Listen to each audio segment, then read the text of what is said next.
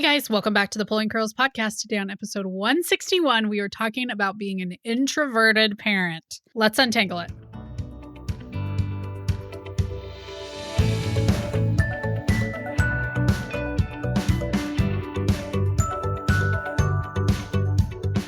Hi, I'm Hillary Erickson, the curly head behind the Pulling Curls podcast, Pregnancy and Parenting Untangled.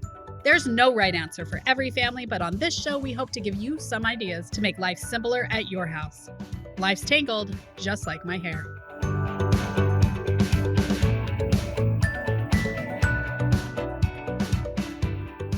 Okay, guys, today's guest is the author of Babies Don't Make Small Talk, So Why Should I? A humorous advice book for introverted parents navigating the early years of parenthood. I think it can be harder than we pretend it is, like when your baby wants something that you can't give them. Anyway, today I want to introduce our guest, Julie Vick.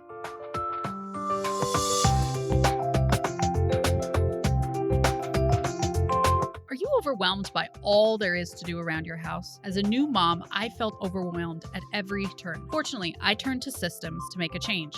Whether it's mornings, dinner time, or even just to climb out of a pile of kids' clothes, my course Family Routines can save you. I hold your hand as we smooth out these rough patches, making every day easier so we can more easily handle when your preschooler tells you they can use their urine like a lightsaber. Parenting is always going to be a wild ride. Routines are just your seatbelt, and they can support you. Use coupon code UNTANGLED to save 15% at checkout. Link in the show notes.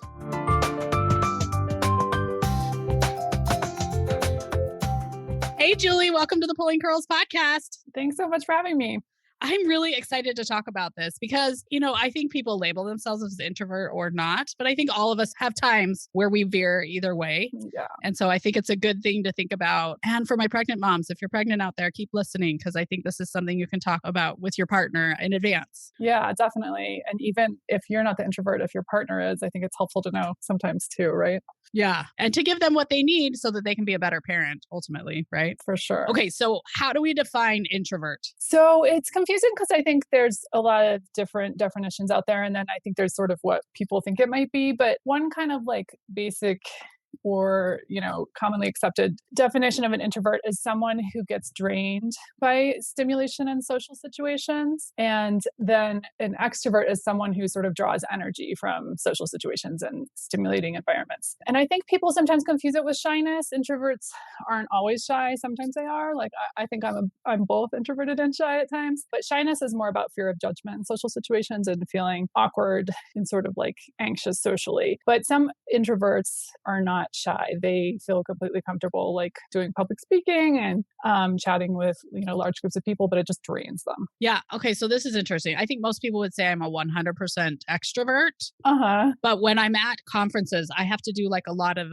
positive like self-talk, like Hillary, you could make it through this day, a full day of talking to other people. Now it may just because that's out of my norm. Right. I'm a person who works from home. Yeah. But I think it's important to realize that we're all on a spectrum of this and most people don't identify entirely. Yeah, that's so true. And there is also something called an ambivert where you're kind of in the middle. So some people feel like they're a little bit of both, but I think you're right that like even if you identify as an extrovert, you probably have times or situations where you also get drained and, feel that way. And same as an introvert, there might be situations where you feel pretty comfortable and extroverted. But yeah, conferences is one. Like as an introvert, like I actually really like going to conferences. I always get like so much out of them. And I love like, interacting with people that are doing similar things, but I just have to take breaks, like, cause I can't go to every session. I can't like do everything without just getting completely worn out. So it's interesting. Yeah. I think it's so important to know yourself and like kind of what to expect. It's always hard when it's like your first one. Yeah. So it might be good to talk with other people who maybe have similar personality types. Like, how do you navigate a conference or whatever? But yeah, today we're talking about parenting. I know. It is easier to navigate when it's just ourselves, for sure, because we have these little people that may be introvert or extroverts that entirely depend on us. And if you're a stay-at-home mom, they really entirely depend on you. Right. So, yeah, what do we do? Yeah. So I think this is something that like going into parenthood, I definitely knew I was an introvert before I became a parent, but I don't think I thought about how it might affect my parenting or change what I should do. So I think it's helpful just to kind of be aware of what you are, whether you're an introvert, an extrovert, and then what is going to kind of drain you with parenting. And it's not possible to always it's not possible, as we know, to always like set up the ideal quiet, like, scenario when you're trying to parent young kids. But I think like just setting up things in your schedule and environments that are going to help you do better. So like for me, one of the triggers like that I kind of know about myself is just like noise. Like if there's a lot of noise, constant noise, it definitely kind of drains me and chips away at my patience a little bit. And I think just like being aware of that and realizing when it's starting to happen and then trying to change my environment, if possible, to reduce that. And then another one for me is just being overscheduled. And so I think it's something tricky with parenting. And, even when kids are younger and you're trying to go to these baby classes and different things, but as they get older and they have all these activities and, all these potential things you could be doing all the time, I think being aware of like, if being overscheduled doesn't work well for you, I think just sort of like being really thoughtful about your family schedule and what you say yes to and no to, and giving yourself pockets of time to kind of have more downtime if that's what you need. Yeah. And realizing that you may make the mistake of overscheduling. Every parent does 100%.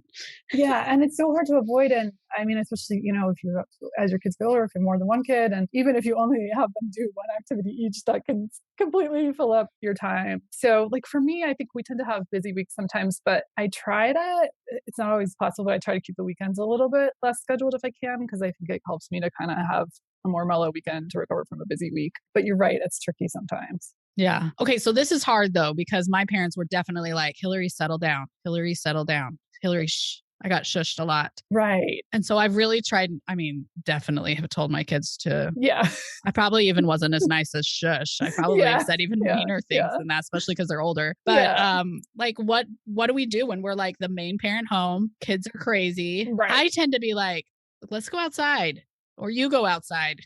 Yeah, I was going to say like going outside is a big one for me. Like I think it like changes the tone of things, right? Like if it's like being loud, like kids being loud in a small enclosed space is different than outside. And I think sometimes with my kids, like if they're getting loud or like busier, it's just like they need to get some energy out, and just getting outside. I think it helps us all. I think like changes your mood a little bit and it gives them space.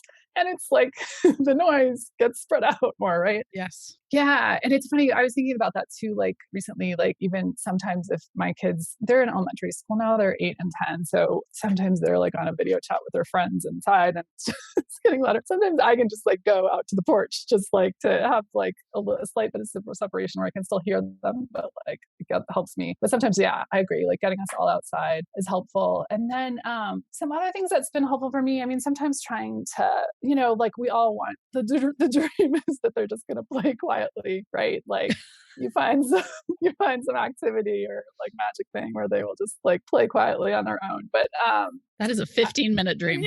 Yeah, and often that dream ends up with like they spilled Kool-Aid all over the floor or something. Yeah. Or like you walk into the room and it's covered in marker or something like, but it was quiet for a little bit. But some things that have helped, like my kids will listen to like audiobooks or podcasts on their own sometimes, like from a young age. They, obviously not babies, but from pretty young, they would listen to some of the kid oriented ones. And like sometimes that will buy me some time. And then sometimes if I just need like, quieter time, sometimes it's about putting on my own headphones or something.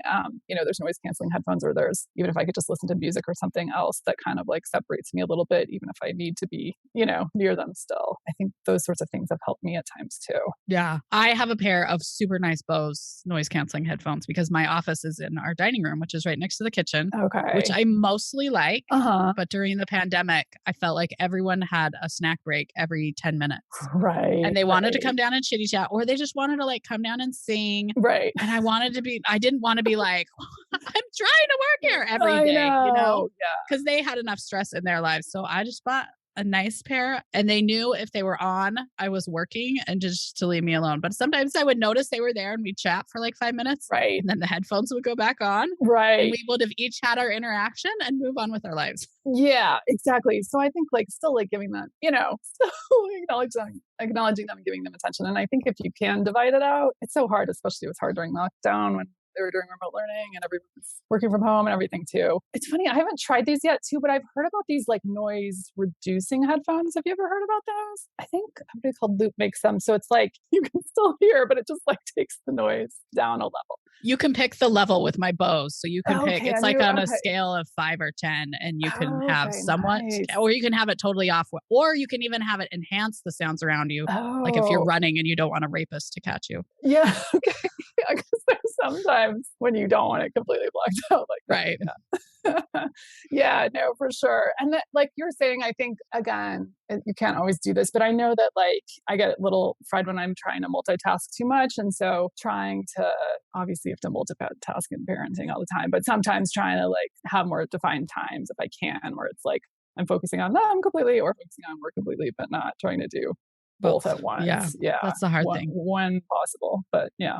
Yeah. Any thoughts with babies? I just went to a conference and we were supposed to pick a band of like how comfortable we were with COVID and stuff. Yeah. And I was like, I'm comfortable with COVID, but I'm not comfortable touching other people. Yeah. And me with the baby, like that was a lot because I was holding them constantly and they were touching me constantly. I was just like, this is so much. I want to put you down. Did you have a baby at the conference? No. Oh, no. no. Okay. No, but I was just like, I am a red band person all the time. Pre-COVID, I would have been like, we don't need to hug. This is a hug-free zone. Yeah, exactly. I know. I'm kind of like that too. Yeah, it's funny, but like I'm happy to like talk to people I like having one-on-one conversations and stuff. But yeah, and I think that's another thing for some people. Like, some people, the whole touched out thing is a thing. Like especially with babies and toddlers, when you're like spending so much time carrying them and holding them. And I remember feeling that too when my kids were younger. Is like just needing a break, sort of from being the one like always having someone on you. So I think if that's like your thing, like trying to find ways to deal with that. So like when my kids were younger, again, like getting outside, just putting them in a stroller and getting them outside sometimes, I think that was like good for my mental health. And then because my first baby, I think naps are great, but like he was like a cat napper. So, like you'd be like 30 minutes and like that goes so fast when you are trying to have some alone time or just get anything done. Yep. So sometimes, I'd take him out in a stroller and push him around just like to getting outside and then he would still get the nap or whatever. And that works for newborns too. I think a lot of times people are like, oh, my baby's too small to go on a walk. Oh no. Yeah. That baby can go on a walk from day one as soon as you feel comfortable walking. Yeah, definitely. Yeah, I agree. Like, I think, and like some people will do, the carriers or whatever, but whatever, like, I think just getting outside thing is a good one. If you have a good napper, just taking advantage of the nap time and then taking advantage of people who are willing to help, especially with babies. There's, like I had friends and family members who like were happy to come hold the baby. Yes. Yeah. So I think like taking advantage of that, when you can, or if you have it offered to you as well, just like taking the breaks that you can. Yeah. We had ladies at church that loved to hold my baby during church. And I was always like, awesome. Here, and they loved holding the baby and she got lots of attention. And I was just like, look who has their own body. Yeah, I know. Right. Yeah. Like I so appreciate those people. And like now I try to be that person that's like, if someone has a baby and like, can I hold the baby so you can eat something or, just these basic things. But yeah. Well, I mean, it's hard when they're newborns, but when they're a little bit older, a lot of times I'll set a boundary that's like, we don't pull mommy's hair. And if we pull mommy's hair, which is dumb because my blog's called Pulling Curls, but if we pull mommy's hair, I'm going to put you down. Right. Yeah, or if you pinch my boob, I'm going to put you back. My body is mine and I get to make the choices for my body and your body is yours. And so setting those boundaries can be really helpful. Yeah, I think I totally agree. Like as they get old enough and then figuring out what works with you. Because I think one of the tough things with parenting is like you get so much information coming at you, right? And like what you should be doing and like, do it this way. And I think figuring out what works for you. So I think like for me, I knew that like I needed sometimes people to have the baby in a stroller or something and not be always like carrying it. But some people that works well for. So I think like figuring out like what's draining you or, being overstimulating for you. And that may be different for someone else. So yeah, it's totally different. When I would hear those moms that are like, oh, I feel guilty if I lay him down. And I was like, I feel insane and I'm holding him all day. I don't enjoy it. I don't know how the baby is enjoying it. Yeah, exactly. And I know I remember I read something once that someone was like, I miss my kids when like I put them down for a nap or, which like, obviously, you love your kids, but I'm like, or like, I think it was something like they almost want to wake them up, but I'm like, that's different for me. So yeah. That is not my experience. Yeah. But we all have different experiences, which is fine. Yeah. And I was watching on TikTok the other day about how important it is to lay your baby just on a blanket. And I think a lot of times people are like, they need to be in a swing or whatever. And I was like, turns out poor Hillary circa 2000 was rocking the parenting game because all I had was a blanket to stick my baby on.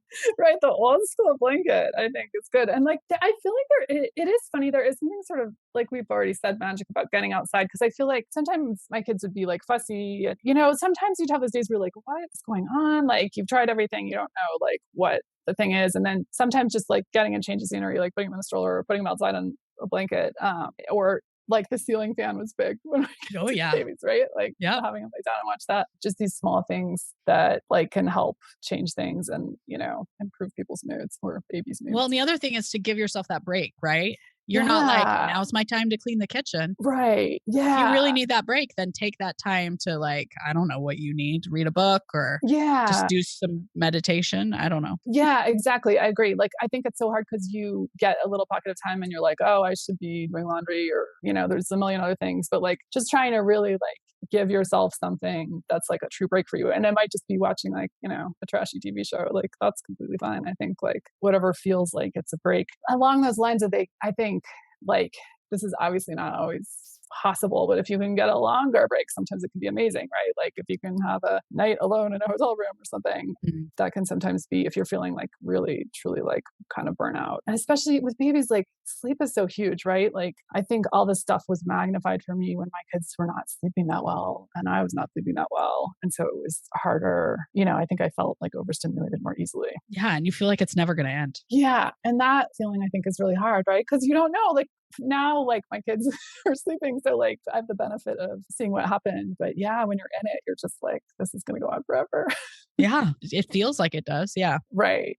So what I'm hearing is we are all different. Yes. And that's amazing because we all have different kids. Right. And I am a big believer that our kids were sent to us for a reason. Yes. I know a lot of people get angry with that because there are kids who are sent to horrible families, but yeah, right. but as a mom, I have to look at my kids and be like, they got me for a reason. I am like I am the worksheet. Let's color. Let's do stickers, mom. I'm not the let's all put on dress ups or I hate playing Legos. Yeah. Like just find what works for you and what fills your cup. And honestly, if you're a happier mom, that's going to go so much further for them. Yeah, definitely. I think so. I think they pick up on like that energy for sure. And, we all like have our days where we did not do exactly the ideal parenting thing that we would wanted to do. But yeah, like I think trying to set up an environment that's going to work for you and it might be different for other people. And I think the other thing that I didn't realize till later that would have been helpful for me to realize when my kids were younger is like, I think that they were also like being aware of them being kind of overstimulated, like a baby or even a toddler, of just like situations where like that was maybe leading to them having a tantrum or getting upset. And then like, it's like a cycle because like if they're getting upset, then you get upset and like it kind of all feeds into each other. So I think looking out for whether your baby is like a bit more sensitive to being overstimulated or if that's what's going on can be helpful to think about too. Well, and that for sure when you're at a family party and the little kid is like, I don't want to talk to Uncle Bill. Right. Yeah. Just being like, he's just feeling shy today and we're just going to allow him to be shy. Uncle Bill, I think you're a great guy. Yeah. It's not you. He'll talk when he's ready. Yeah. And I feel like it's funny because even though I was definitely like more shy as a kid and I've always been an introvert, but even so you sort of forget sometimes, like when my kids were in preschool more often, like they would have these big, everybody invites everybody to the party and then like we'd walk in and they would just like understandably be overwhelmed at first because it's like all these people in a new environment and whatever. And like, you think I would have been ready for that to happen, but I think as an adult, you're kind of used to those situations now. So you like seeing it through their eyes is helpful sometimes too. Well, and all like giving them skills, because usually those birthday parties, you have to stay at the beginning, which is the worst. I do not miss that. Yeah, I know. Drop off when you get to drop off birthday party. You've made it. That's basically you've made it. Your life. Yeah.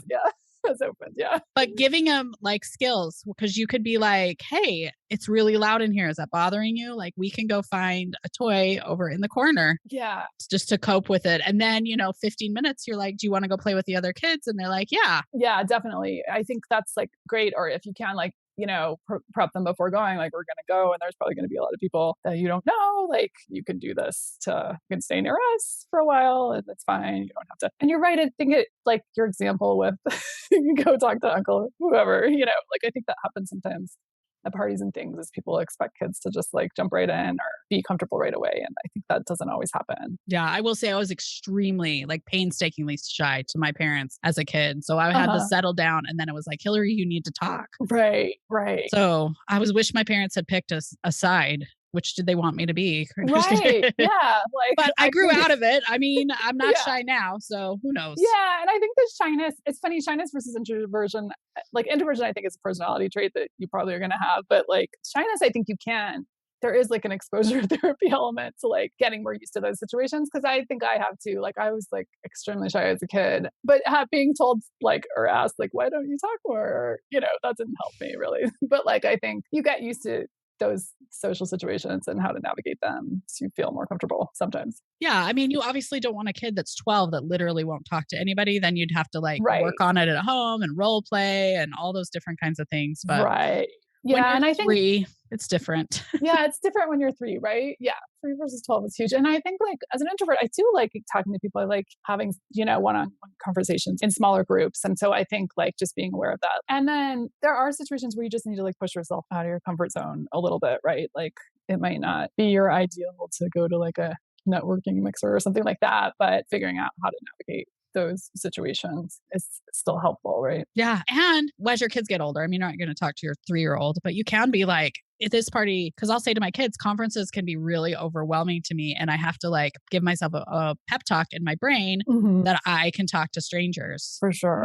Yeah. And so letting them know that that is normal. Like that is how everyone else's brain is talking to them. So that when they go to a school dance or whatever, and they're not seeing all their friends, they can be like, oh, I can give myself a pep talk and make it through this or whatever. Yeah, definitely. And like I talk about a bit about this in my book, but there are strategies for situations like that. Like it's harder to go talk to a group of people talking to each other. But if there's someone else hanging out on their own that's not talking, it's easier to go talk to that person because they probably want someone to talk to too, Right. I think there are people there are strategies like that that you can definitely learn. Yeah. All right, Julie, what's the name of your book? So my book is called Babies Don't Make Small Talk, So Why Should I?